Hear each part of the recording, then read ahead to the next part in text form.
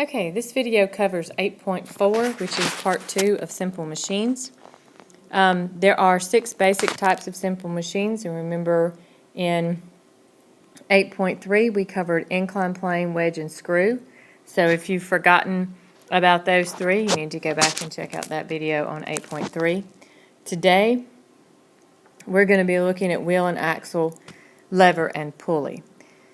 There are 3 types of levers, but a lever basically is a rigid bar, and it rotates around a fixed position that we call the fulcrum or the pivot. How it works is you push down on the lever pivots on the fulcrum, and then exerts a force on the object that you're moving.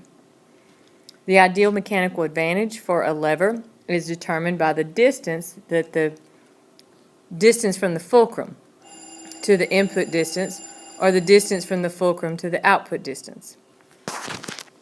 So here's the equation. The IMA is equal to the input distance divided by the output distance. That's the ideal mechanical advantage for a lever. Remember, ideal mechanical advantage is how much easier this machine should make the work, not taking into account factors like friction and other things like that. So we have an actual mechanical advantage and we have an ideal mechanical advantage. The 3 different types of levers you will see on the next page, but first we have a first-class lever. With a first-class lever, we are always changing the direction of the input force, and the fulcrum is always between the input and the output force.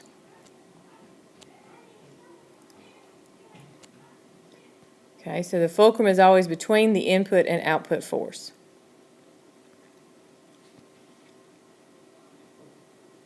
Okay, an example of a first-class lever would be scissors. It could be pliers, seesaws. Any of those things would be examples of first-class levers. Second-class lever. In the second-class lever, what you will be doing is you will increase the force, but you will not change the direction of the input force. So the fulcrum is on the end of the lever, closest to the output force. Okay, so if this is our lever, this is our lever, the fulcrum would be here, and the load that we're trying to lift would be on that end, and we're going to push down on this end. So the fulcrum is closest to the output force. This is second class. A crowbar would be a good example of a second class lever. A first class lever, you would have the fulcrum in the middle. Here would be your output force. Here would be where your force in. A third class lever is probably the most odd one. In the third class lever, you increase the distance, but you do not change the direction of the input force. The fulcrum is on the end closest to the input force, not furthest away. So in the third class lever, here is your fulcrum here. Here's your input force there. And let's see if we can't draw a better straight line. And here is your load on this end. Example of a third class lever would be your arm, your forearm, and your elbow and your bicep. Those are all examples of third class levers. Okay, torque. When we talk about torque, we are referring to twisting power, and it is the product of the force applied to the object, such as a lever. So the equation is force applied times the distance from the fulcrum. So if we had a lever like this one, and we applied a force here, so torque would be equal to the force applied, let's say that was 5 newtons, times the distance from the fulcrum.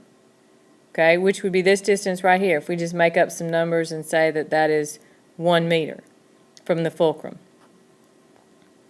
then you would have a torque of 5 Newton meters. Wheel and axle. In a wheel and axle, it is a device made of two circular or cylindrical objects that rotate about a common axis. The object with the larger radius would be the wheel, of course, and the smaller radius is going to be your axle. How it works. What you do is you apply an input force to turn the wheel. That causes the axle to rotate, and then that exerts an output force over a long distance. So the steering wheel in your car is a perfect example of a wheel and axle. The ideal mechanical advantage for wheel and axle is that the radius of the wheel is divided by the radius of the axle. And there's the equation. Radius of the wheel divided by radius of axle.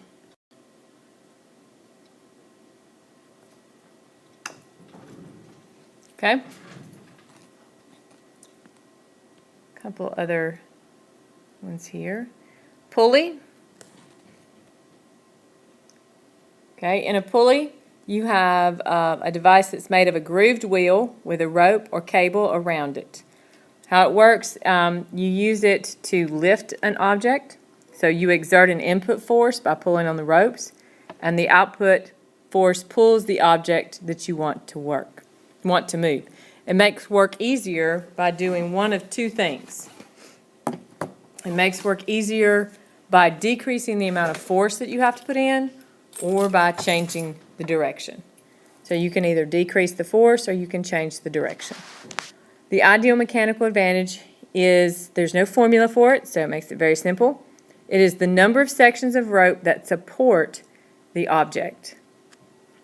Okay, 3 types of pulleys. We have a fixed pulley, a movable pulley. Fixed pulley does not change the amount of force applied, but it changes the direction that the force is applied.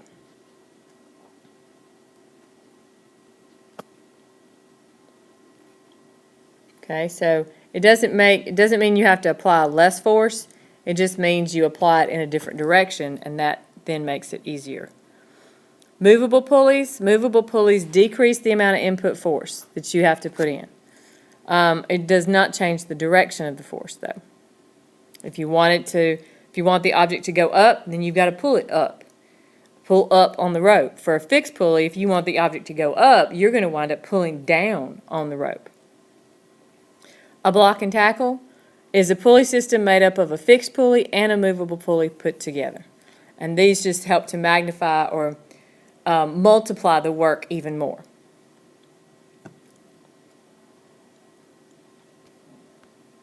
Okay, here's some diagrams. Here are our 3 types of levers. Okay, so this would be your first class lever. This would be your second class lever. Wait, I'm sorry, that's not correct.